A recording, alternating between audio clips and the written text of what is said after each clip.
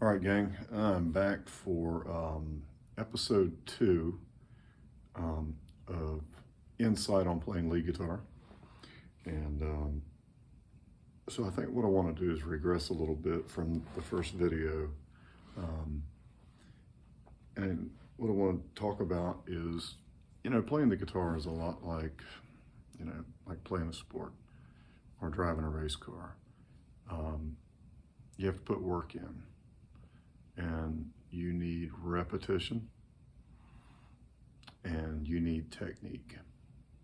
So you build your technique through repetition, and the third component to that is time.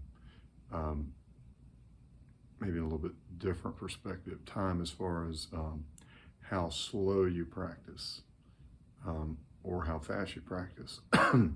So for me, I know as a young player, I found myself kind of in a box and not really being able to get out of it. And I played kind of sloppy, didn't have good technique.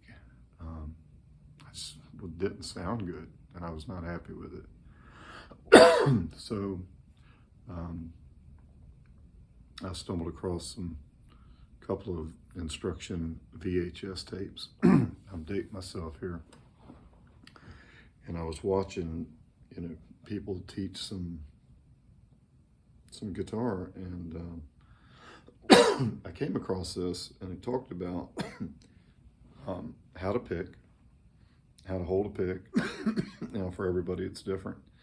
Whatever you're comfortable with, or whatever you've been doing for 50 years, keep doing it. I don't want to change you this far along.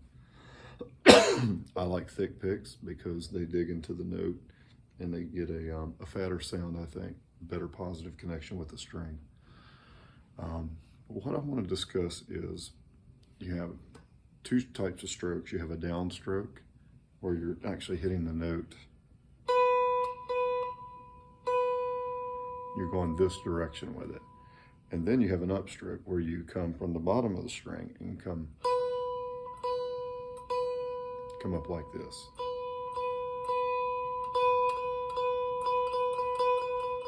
Notice how I just went back and forth, down, up, down, up, down, up.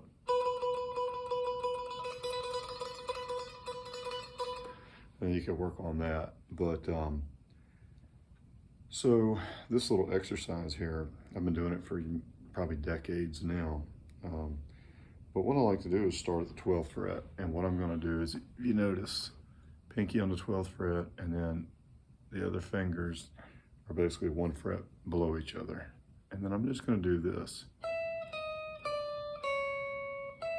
Downstroke, upstroke, downstroke, upstroke. And I'm going to do it in that fashion.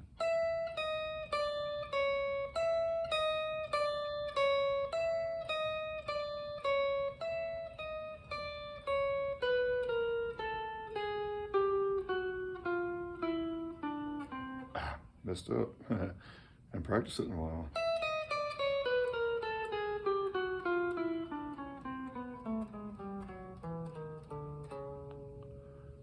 And what I did is I stayed on one string. I played 4 notes per string. So 4 times 6 is, you guessed it, 24. So there were actually 24 notes played there, and the whole time I was downstroke, upstroke, downstroke, upstroke, downstroke, all the way through. So it's 2 downs and 2 ups on the first string. And then I'm going to come up to the B string. Downstroke, upstroke, downstroke, upstroke, down, up, down, up, down, up, down, up, down, up, down, up, down, up, down, up. So what does that do for me as a lead, if I want to play lead guitar? It's conditioning the fingers and the eye to hand coordination. You're training your brain to play better. But the key word there is train.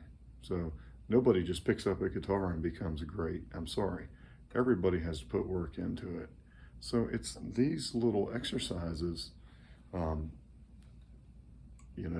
they're required. I'm sorry. You got to put the work in, okay? You can't play Guitar Hero, you know, for a week and think you're good and then pick up a guitar and play it. It never happens. It's a whole different game. That's why I call it Guitar Zero for all of you gamers. Get a real guitar and then we'll talk. So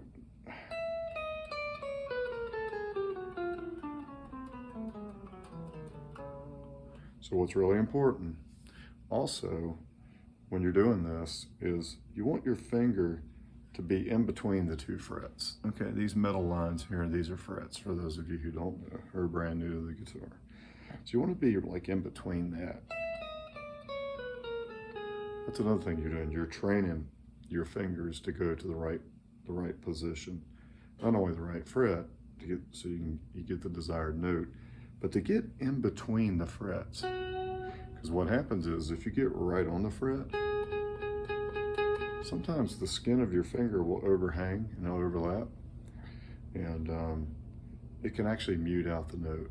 So you need to be careful not to do that. You want to be in the middle between the metal frets, okay?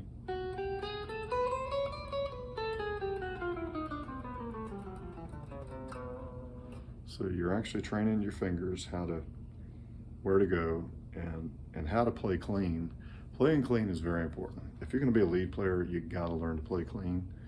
There's no getting around it. So it really helps when you play slow, practice slow.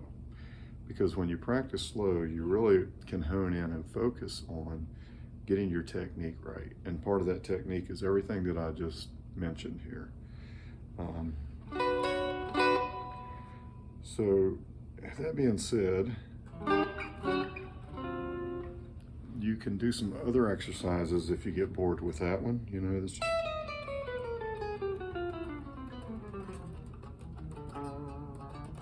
Or you can ascend. I just descended. Now I can ascend.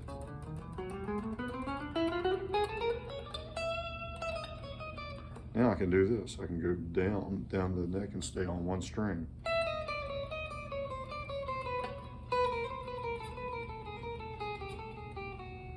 So what gets tricky is the frets are a lot closer together up here when you first start out. So you're getting used to that spacing. Now all of a sudden you're moving further down towards the nut of the guitar and the headstock. And then what happens? The frets, they spread out. So, you know, it's all about, I know really great guitar players can play most of the time without looking. I like to look at the fretboard because I want to make sure that I'm playing correctly. I don't like to make mistakes, even though I make them. I make fewer of them when I'm actually visualizing the fretboard as I'm playing. So I may go.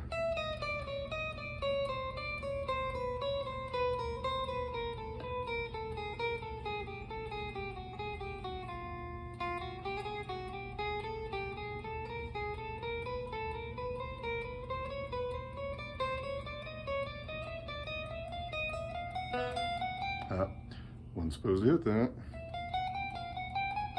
Told you I made mistakes. The thing about a good guitar player is, and all of them make mistakes, is being able to recover from the mistake. Don't just stop in the middle of the song and go, crap, I messed up. You know, you don't just stop the song, make the mistake, and then, you know, find your way back into the song and just, you know, go for it. So anyway, those things should help you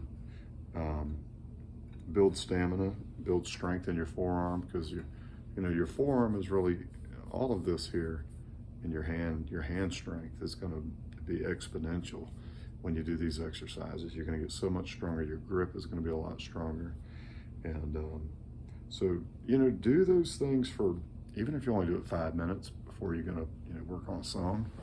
But it's important to do that. Now there is one other thing I do. It's called the spider scale, and you know, it's pretty self-explanatory when you see me do it.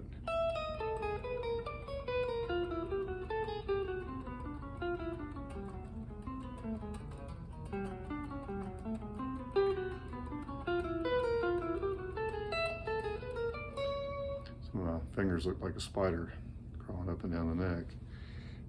It was maybe a little tricky, maybe not. What I did was on the bottom string, And instead of staying on that string, I jump to the next string and do.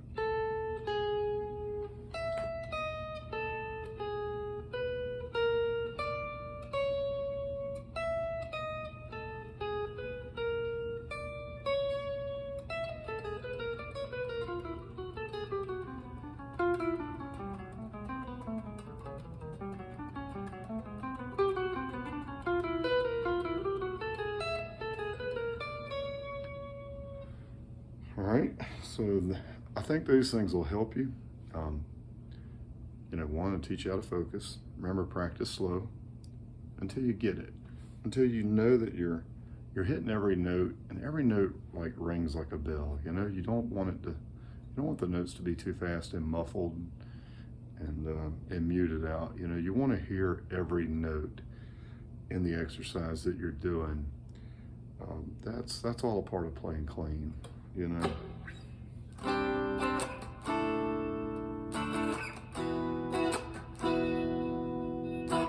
So anyway, give those exercises a try, and you know, keep on doing it. Build that stamina, especially when you start chugging along and you're playing a really hard lead that's, you know, your fingers are really having to work. You'll thank me for these exercises, because like I said, you got to have that stamina to get there and to be able to play, you know, better leads. So give that some work, and then we'll come back soon, and I'll probably be back next week, and we'll do another video or two and try and build upon that. So anyway, have a good night, guys.